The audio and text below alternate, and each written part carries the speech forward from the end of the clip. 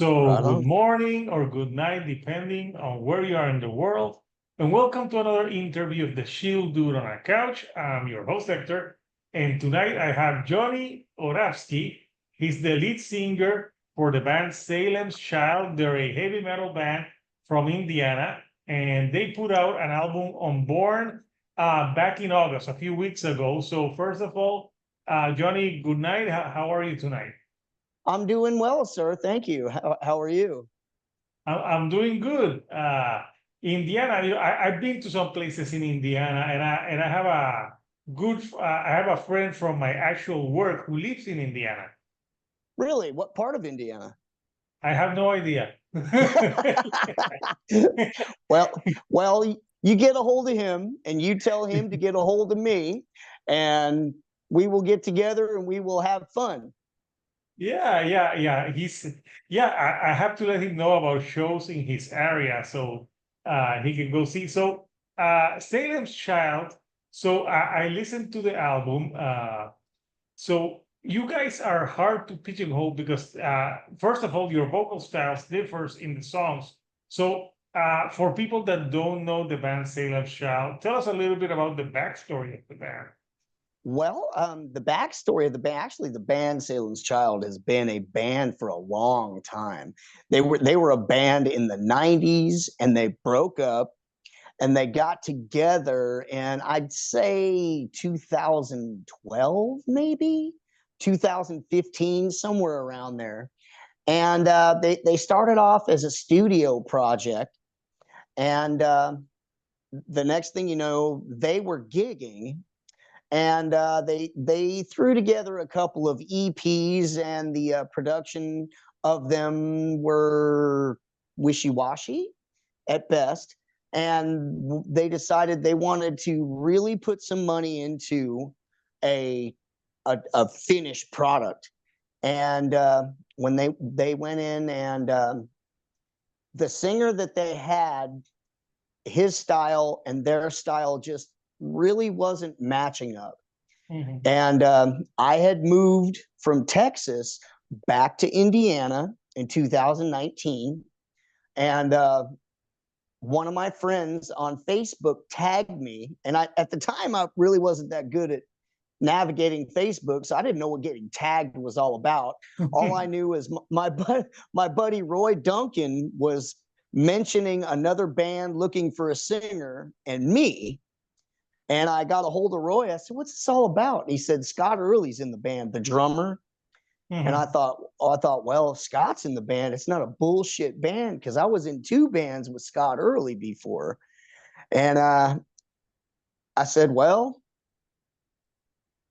if do I really want to get serious back into music or not? And I had a little talk with God, and me and God came to an understanding, and I threw my number out. 30 seconds later, Rob Salem calls me up and said, "I didn't know you were back in state yet, man." I said, "Yeah, I'm back in." He said, "When can you get here?" I said, "Well, how about tomorrow night?" I drove out to his house in Converse, and wasn't familiar with any of their music. And I'm listening to his brand new music over the computer. And I just started improvising in the room. And Rob and a good buddy of ours, his name is Scott Pretorius, they both looked at each other. They were like, "Oh my God, this guy's got something." So I officially, he gave me some music, gave me about a week. I was over in 4 days, and I had some of their songs down, tried out for the band, got the part. Uh, by December, I was in the studio recording "The Sin That Saves You." That came out I in, yeah, believe, so you guys put that out in 2020, right? yes, sir. We put it out. We put out. We put out "The Sin That Saves You." We got signed under. We put out a video, and Tim King from Pavement Entertainment caught hold of it and said, "If you got some more than this," so we sent him some more. He shot us an offer. We signed with Pavement, and put the record out, and then COVID hit. We couldn't do anything with it. So we shot a bunch of videos. And once COVID lifted, we went out on tour with Doyle from coast to coast to coast. Wonderful experience. All the guys in Doyle are just awesome people. And we started putting some more music together. Then Doyle said, hey, you guys want to go back out again? We said, yeah. So we went back out with them the following year on the same album, on The Sin That Saves You. But we were currently had studio time booked for the release of Unbound. And so we went into the studio, and we discovered that we wanted to do something different while we were in the middle of being in the studio and recording. We were like, you know what, man, everybody is screaming. That's what I did on The Sin That Saves You. And I had a lot of people when we went out on tour with Doyle the first time and the second time big people in the industry telling me, everybody screams. You know, you can scream and you can growl, but you can sing. And that's where it's at for you. You need to hone that. You need to do more of that singing, because that's where it's at for you. You said not every screamer can sing. And not every singer can scream. And they were like, you got all that. He said, but everybody's screaming and everybody's growling. And not everybody can understand what you're saying, but you can sing. So get on that. So I got together with the guys and said, you know, I want to go a little bit different direction. I want to refine my singing style, and I want to appeal to a broader audience. You know, I'd actually like to, you know, see if we can't fuck around and get some music on the radio. So that's what we did. And they were all about it. They were like, yes, we've been telling you that for a minute. And I was like, well, I didn't think, you know, I thought screaming was where it was at. They were like, no, you're singing is where it's at. So we went a different route, and we came up with the actually we had about 18 songs to choose from. And we picked, we picked the ones that we thought was going to fit this album the very best. And we came out with Unbound. We have one heavy song on Unbound, and it is with my brother, Joe Rodriguez, from the band Piss and Razors. Oh, yeah.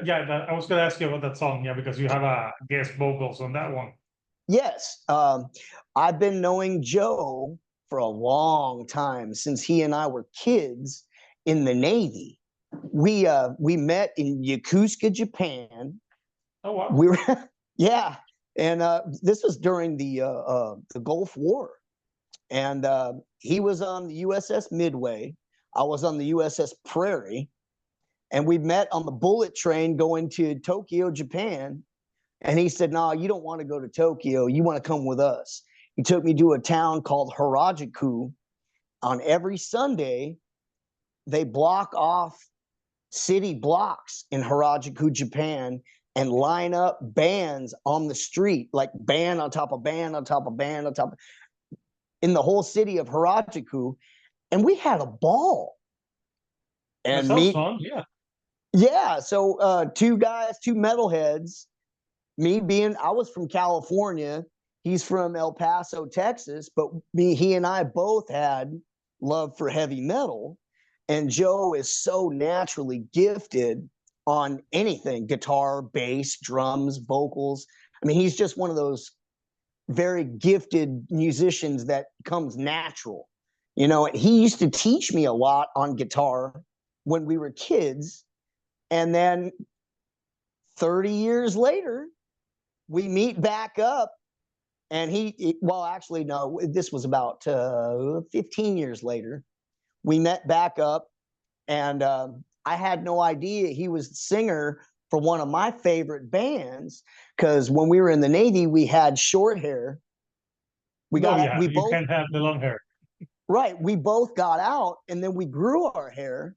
And I was in a band in Texas. He was in a band in Texas, but his band popped. The band I was in, it was called Determination. We were trying to pop, but hadn't popped yet. We met up in Oklahoma City because I was there to see Pissing Razors. And the minute we realized who each other was, we were kids again. And then later on in life, we met back up when he rejoined Pissing Razors.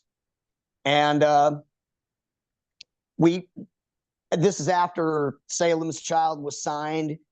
Pissing Razors came through Indianapolis.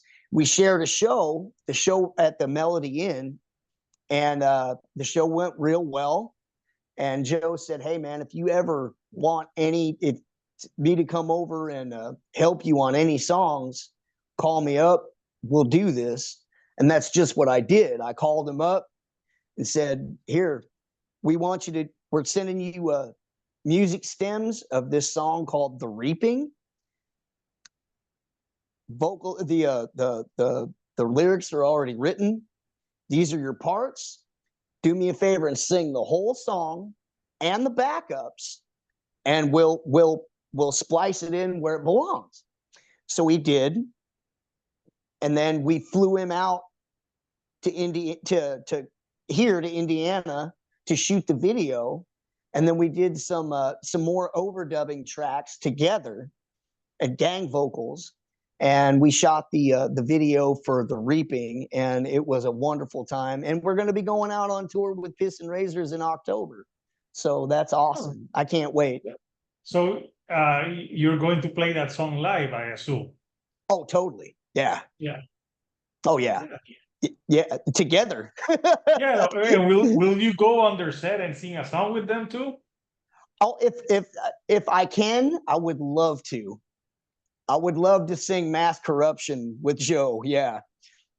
Nice. Yep. So it's awesome that after these many years, you guys found each other again and were able to cooperate and do like something on this album. So yeah, like I told, this album has some different styles. I felt there were some songs that felt like classic rock, like a southern style, but heavy at the same time. So tell me, so we talked about that song. Tell me, I like the opening, Closer to the Bone. Tell me about that one and what's that song about? Rob Salem and I got together, and we were speaking of subject matter, because when we usually get together, he gives me the rhythm and pretty much the finished song, give or take, and I give him a vocal melody, and it may not sound like anything that you can understand, but it has the vocal, it takes you on a journey. It may not even be intelligible words, but I'm singing it the way I want it to sound. And then we come up with an idea, and we decided to go with mental problems, more like manic depression. That's exactly what the song Closer to the Bone is about manic depression. And just how it feels sometimes when you're that dark and that low in your life, where you just it feels like darkness is closing in on you no matter how much light is around you. And it's got to be terrible for those who suffer with manic depression or schizophrenia or any of that stuff. It's got to be mental terrible. Health issues. Yeah, exactly.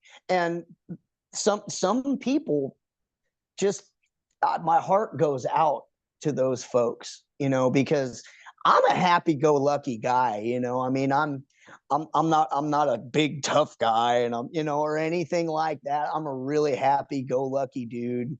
Everybody calls me a ray of sunshine, but I've been in dark places, and Mhm. it's a whole lot better smiling than it is frowning, you know.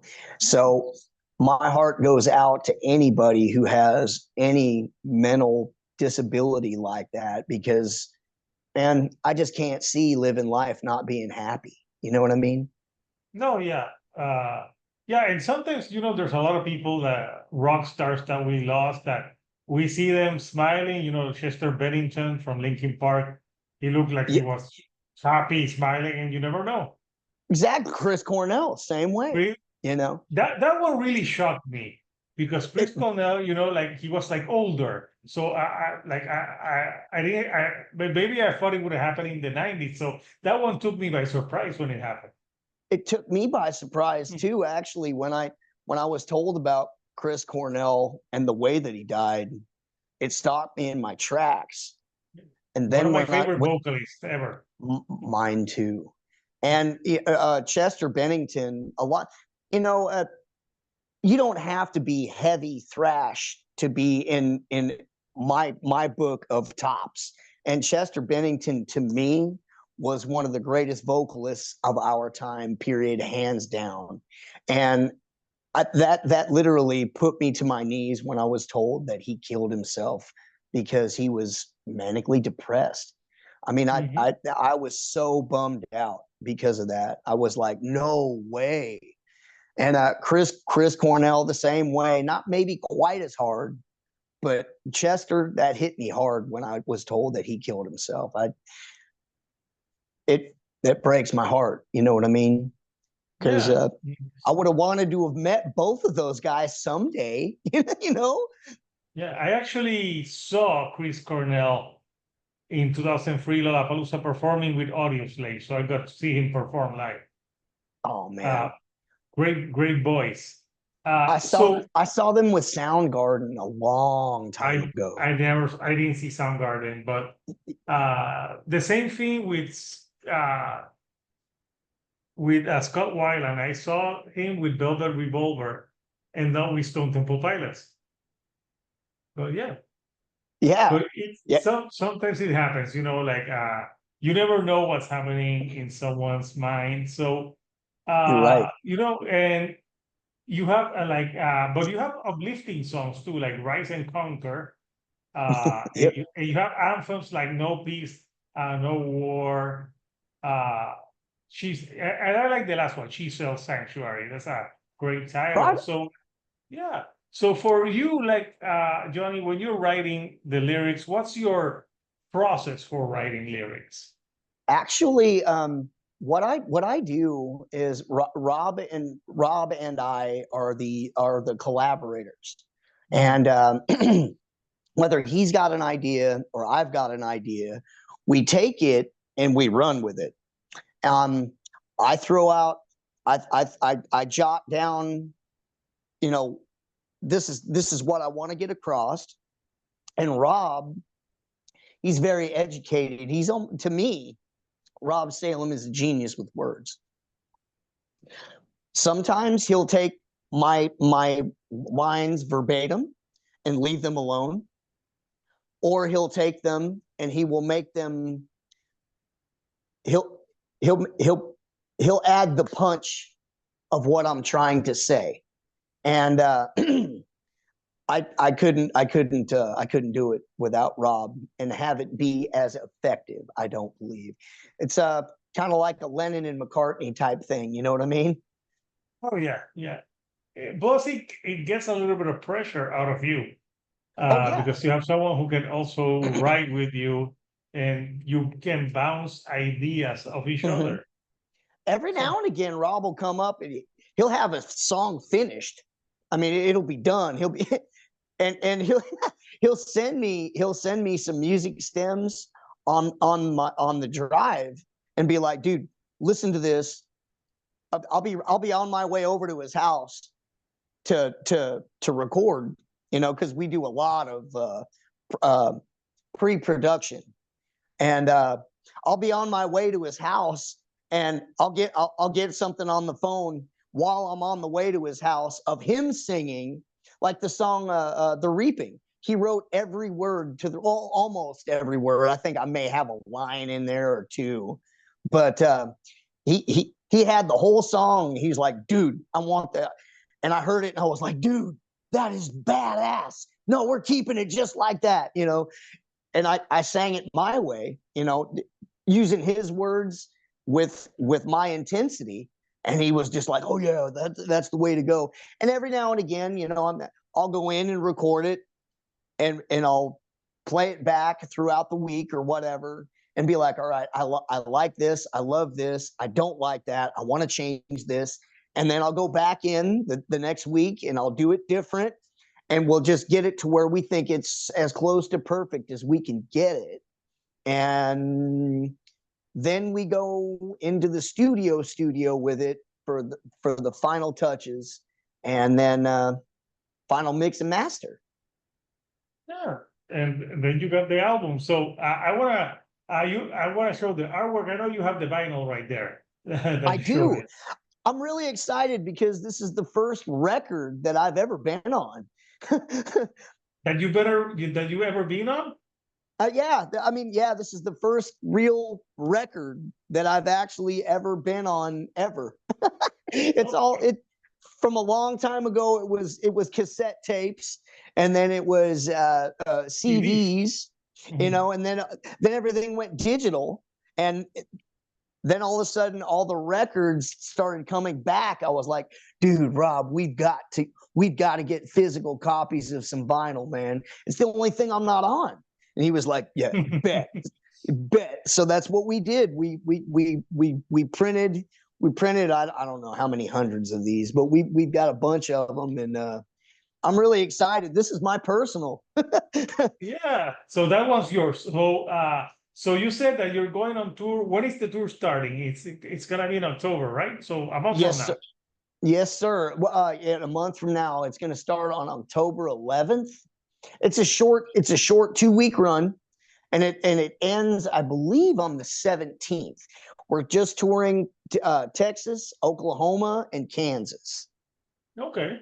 Yeah. And that's it. It's a short 2 week run, and it hasn't been. I imagine by the time this comes out, this interview comes out, it'll be official. We're actually going back out again with Venom Inc. in January and February. Oh, better me. Yeah, that's a big one. Yeah. Yeah, we're going out with those folks, and we can't wait. And but to me, truthfully, the most important tour of my life this far is the tour with Pissing Razors, because I get to run around with my brother Joe. From as you know, this is a very deep thing for me. I mean, it's like one of the bucket list things. How many people can you say that have that story? Two kids meeting in the military in a different country, becoming so close, and the one common denominator is heavy metal, meeting up 30 years later and going out on tour together, both signed bands. You know what I Yeah. mean? It's almost like those rom-com movies, like plot lines. Only that you're two dudes that are just gonna play play music. Like a bromance. Yeah, bromance. Yeah. Oh man, but Yeah. I'm very happy, and fills me with pride to say that Joe Rodriguez is my brother. He will be La Familia forever. You know. Nice. No, Yeah. that's awesome, and that track is really cool. So I'll show the artwork more clearly here Okay. for the album. So this is the album artwork. So yeah, there's some chains. There's a heart on fire. Tell us about like what the band wanted to, convey with this artwork. Well, to say that along with all the opposition in life, there are many dark chains that bind you, but there's also a fire that keeps you lit and keeps you warm and keeps you going. And it's up to you to break the chains that surround your heart and become unbound by anything you know, by having the will to rise and conquer above any opposition. Not to say that opposition doesn't kill me, it makes me bitter. That's bullshit. Don't and that's, you know, what doesn't kill me makes you stronger. What doesn't kill you definitely should make you stronger, but it shouldn't make you bitter. Rise and conquer, you know, get up over that opposition and become a better person for it. You know what I mean? Yeah, I know what you mean. Yeah. So So yeah. you know, there's a lot of people that are conveying hate and discontent in heavy metal, and I guess the fuck yous have got their place, but when all you're getting across is I'm pissed, nothing ever gets solved. You know what I mean? Yeah, I know what you So mean. Yeah, not everything. And there's bands that can be heavy but have uplifting messages, like a band I love, Killswitch Engage. I love yes, that band. They're absolutely, heavy and they have positive messages. exactly, So yeah, there can be, you can be heavy and positive at the same time. So Johnny, exactly. so obviously there's the album's out already. Where can people, I'm sure you'll take it on the road for people who want to buy it on the road, but for people who want to buy it before, where can they get it? Go to our website, salemschilde.com. Yeah, you can order it through our our online store, and we will ship it to you if you want the physical copy. Or our album is available for download on every major platform, off Spotify, Apple Music, I believe iTunes.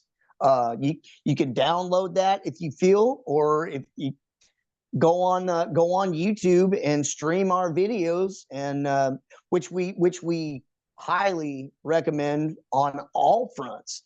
You know, get a hold of us, salemschilde.com. Tell us what you want. We've got merch online. We've got CDs. We've got physical copies of the album, and we have just, I don't know. We got incense grinders, and we've got coffee mugs, and just unique Salem's Child, whatever, you know. We've got it. If you want it, we'll get it for you. I'll put the link for people who want to order that. So before I let you go, Johnny, anything you like to say to the fans before we go tonight? I'd like to say thank you to I'd like to say thank you to all the fans that have uplifted us and have believed in us and are still requesting our music. For all of you folks that are requesting, we have a song on mainstream rock radio right now. It's called "Through Fire," and that's through. The song is about basically walking through hell. And the only way to get from one side of hell to the other is through fire. And by going through fire, it will strengthen you, and it will make you a stronger person. Like I've said before, if you're going through hell, keep going, you know. And by all the people that are going on the radio stations and requesting that song "Through Fire," much love. And we will see you all on the road. My folks down south, I will see you in October. And the rest of the folks across the United States, we will see you in January and February, going out with Venom Inc. Awesome.